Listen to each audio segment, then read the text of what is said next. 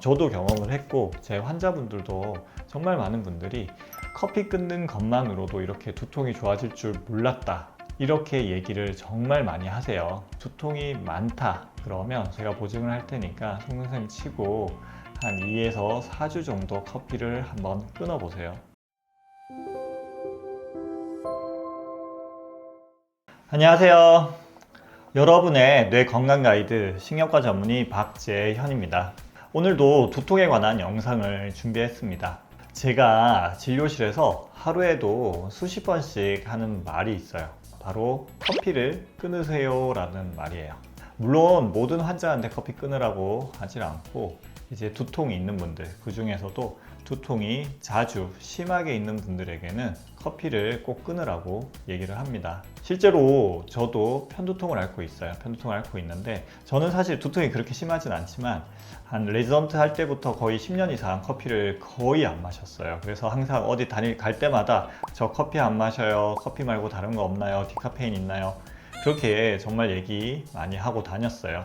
그게 제가 편두통이 있어서 그렇기도 하고 환자분들한테 맨날 커피 드시지 마세요 하니까 저도 왠지 커피에 거부감이 생겨서 커피를 안 마셨습니다. 물론 지금은 최근 한 1년 전부터는 두통도 많이 좋아지고 해서 커피를 조금씩 마시고 있기는 합니다. 그래서 오늘 이제 이야기 드릴 주제는 커피에 관한 거고, 커피가 어떤 때는 치료제로 쓰일 수도 있고요, 어떤 때는 두통을 유발하기도 하는데 왜 그런지, 그러면 내가 두통도 있는데 커피를 마시고 싶다 그러면 커피를 어떤 식으로 마시면 되는지에 대해서 제가 알려드리는 시간을 가져보도록 할게요. 요거는 제가 생각하기에 이제 두통이 있는 분들에게 정말 중요한 내용이니까 끝까지 영상을 시청하시면 분명히 도움이 많이 되실 거예요. 이제 커피 자체보다는 주로 커피에 있는 카페인이 문제가 되는데요. 카페인이 들어있는 음료가 커피만 있는 것이 아니죠. 커피 외에도 요새 많이들 마시는 에너지 드링크에도 카페인이 들어있고, 바카스에도 들어있고, 녹차, 홍차, 보이차 같은 발효한 차 종류에도 카페인이 들어있고, 콜라, 초콜릿, 코코아에도 들어있습니다. 정말 우리가 카페인 음료를 많이 마시게 되는데 카페인이 우리 뇌에 어떤 역할을 하는지 설명을 먼저 드리도록 할게요. 카페인은 아데노신이라는 뇌 신경 전달 물질과 매우 유사하게 생겼습니다. 그래서 아데노신이 붙어야 하는 수용체에 커피가 대신 붙게 됩니다. 그래서 아데노신이 원래 해야 되는 역할을 방해해요. 아데노신은 우리가 깨어 있을 때 우리 몸에서 점점 축적이 돼요. 그리고 밤에 잘 때는 분해가 돼서 점점 줄어듭니다. 그래서 잠을 유발하는 역할을 하는 게 아데노신인데, 카페인이 아데노신이 하는 역할을 못하게 하니까 졸립지가 않고 뇌는 각성 상태에 있게 됩니다. 그래서 카페인은 우리가 잠을 깰 때 많이 이제 마시게 되고, 그 외에도 뇌를 각성시키니까 여러 가지 좋은 느낌을 받을 수 있게 되는 것이죠. 카페인이 건강에 좋냐 혹은 나쁘냐, 이것은 정답이 없어요. 어떨 때는 도움이 될 수 있고 어떨 때는 나쁘다, 이렇게 이해하시면 되는데, 예를 들어서 여러 연구를 통해서 카페인이 이제 저희 뇌 신경계 쪽으로 보면 카페인이 알츠하이머 병이라든지 파킨슨병, 우울증, 그리고 자살 위험을 예방할 수 있다는 연구가 있어요. 또 카페인을 과량 섭취하게 되면 불면증을 유발하기도 하고 두통이나 다른 교감신경 항진 증상들, 예를 들어서 불안, 두근거림, 불면증, 떨림, 이런 것들을 유발하기도 합니다. 그래서 카페인이 우리 몸에 어떤 면에서는 좋고 어떤 면에서는 나쁘다 라고 생각을 하시면 되고, 잘 먹는 게 중요하겠죠. 일반적으로는 카페인은 하루 300mg, 커피로 따지면 하루에 2잔 내지 3잔 이하로 복용하는 것을 권유하고 있습니다. 이제 두통 이야기를 좀 드릴게요. 이제 카페인이 두통에 미치는 영향은 양면적이에요. 어떤 때는 두통을 좋게 해서 치료제로도 쓰이고 어떤 때로는 악화시키는 두통 유발 요인이 되기도 하죠. 최근 한 2년쯤 전에 두통에 대한 이 카페인의 양면적인 효과에 대해서 정리한 논문이 발표되기도 했습니다.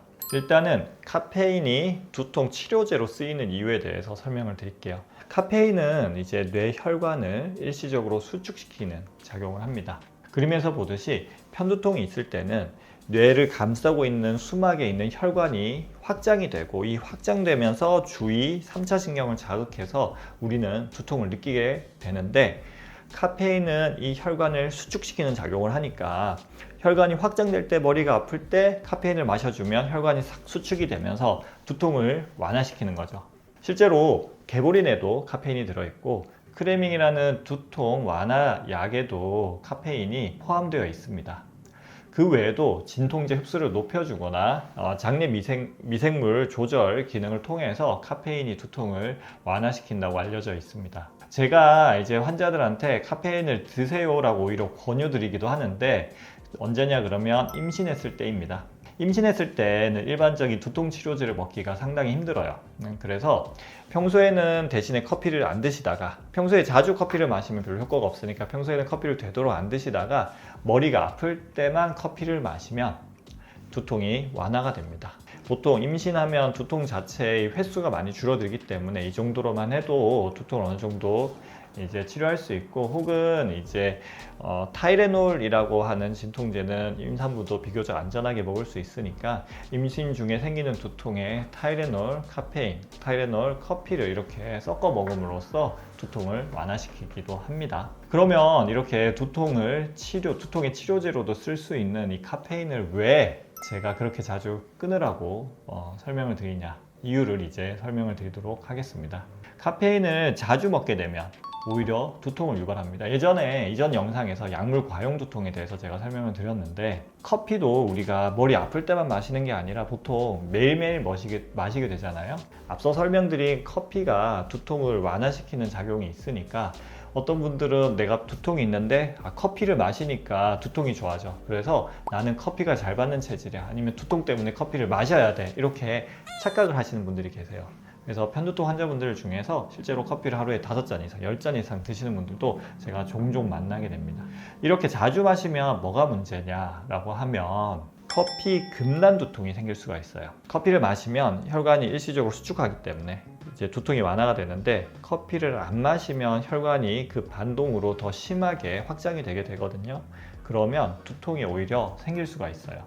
대표적으로 이제 주말 두통이 있는데, 평일에는 회사 가서 카페인을 마시니까 두통이 없다가 주말에 카페인을 안 마시면서 이제 머리가 아픈 두통이 생기는 거죠. 심한 경우에는 한 달에 15일 이상 아픈 만성편 두통이 생기게 되거든요. 만성편 두통이 생기면 이제 낮이나 이 동안에는 커피를 마시니까 그래도 커피가 조금 좋아지다가 밤에 잘 때 동안은 커피를 안 마시잖아요. 그래서 새벽 혹은 아침에 머리가 막 심하게 아파서 잠을 깨는 거예요. 쉽게 얘기하면 커피 금단 두통이 몇 시간도 못 참고 생기는 거거든요. 이 만성 두통의 주요 유발 요인이 이런 카페인의 과다 섭취가 될 수 있는 거죠. 그러면 이런 카페인 두통을, 커피 두통을 어떻게 하면 치료할 수 있냐? 뭐 당연한 얘기지만 쉽게 할 수 있는 거는 커피를 중단하는 거예요.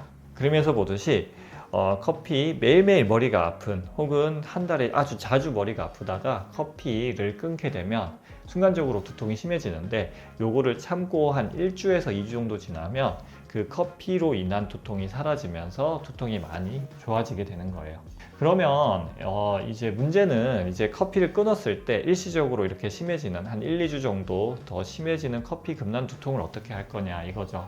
이제 커피를 끊고 머리가 아픈데 그렇게 심하지 않고 내가 참을만 하다 그러면 그냥 1, 2주 정도 그냥 참으면서, 한 번씩 아플 땐 진통제 먹으면서 참으시면 되고요. 그게 못 참을 정도로 너무너무 두통이 심하다. 못 참는다는 거는 우리가 보통 이제 일상생활에 장애가 있는 걸 얘기하거든요. 학생이라면 학교에 못 갈 정도, 혹은 학교 수업에 지장이 있을 정도.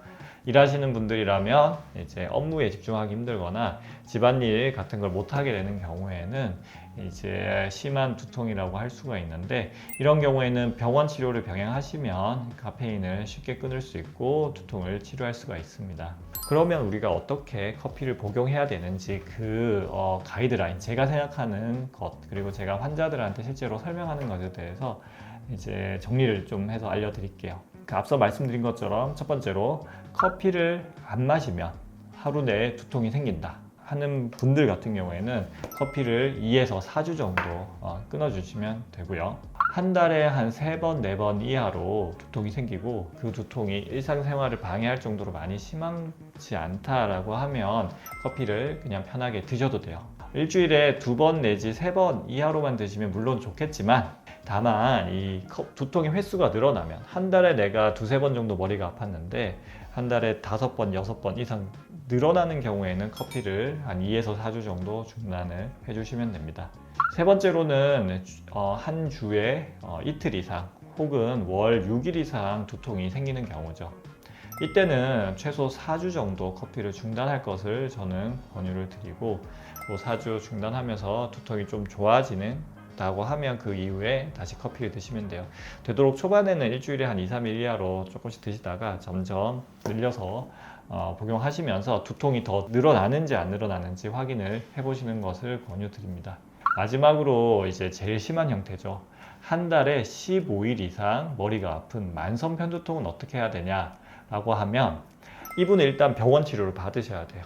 이런 만성 편두통이 그냥 좋아지기는 사실 쉽지가 않아요. 병원에 오기 힘드시면 이제 혼자서 해보시면 되는데 이제 일단 쉽게 할 수 있는 게 이제 커피를 끊는 거죠. 커피를 언제나 끊어야 되냐? 이런 분들은 최소 한 달 이상 가능하면 두통이 어느 정도는 좋아질 때까지 한두 달 이상 끊어주는 것을 권유드립니다. 그렇게 하면 정말 두통이 많이 좋아집니다. 저도 경험을 했고 제 환자분들도 정말 많은 분들이 커피 끊는 것만으로도 이렇게 두통이 좋아질 줄 몰랐다. 이렇게 얘기를 정말 많이 하세요. 제가 보증을 할 테니까 송선생님 치고 한 2에서 4주 정도 커피를 한번 끊어보세요. 그 전에 비해서 두통도 많이 좋아지고 그리고 머리도 많이 맑아지는 경험을 하게 되실 겁니다. 한 가지 추가로 말씀드릴 게 그러면 디카페인 마시면 되나요? 라는 질문을 정말 많이 하시는데 아쉽게도 저는 디카페인 커피도 드시지 마세요 라고 설명을 드려요. 실제로 예전에 이제 우리나라 모 기관에서 이제 살펴본 바에 따르면 디카페인 커피에도 최대 한 25mg 정도의 카페인이 포함이 되어 있다고 합니다. 디카페인 커피를 어떻게 만드냐 그러면 우리 커피 원두에서 여러 물질들을 써가지고 카페인을 추출해 내는 거거든요. 근데 100% 카페인을 추출해 낼 수가 없어요. 그래서 디카페인 커피에도 소량이지만 카페인이 들어있으니까 두통이 심한 분들은 디카페인 커피도 드시지 마세요. 정 힘들면 드셔도 됩니다. 하지만 두통 치료하는 혹은 두통이 심해서 완화시켜야 되는 초기 2-4주 정도는 2주에서 4주 정도는 디카페인 커피도 드시지 않는 것이 도움이 많이 됩니다. 자, 이렇게 오늘은 커피와 혹은 카페인과 두통에 대해서 설명을 드렸습니다. 사실 이 부분은 조금 복잡한 내용들이 많이 있어서 이제 시청하시는 분들이 좀 잘 이해를 하셨는지 혹은 헷갈리지는 않는지 궁금합니다.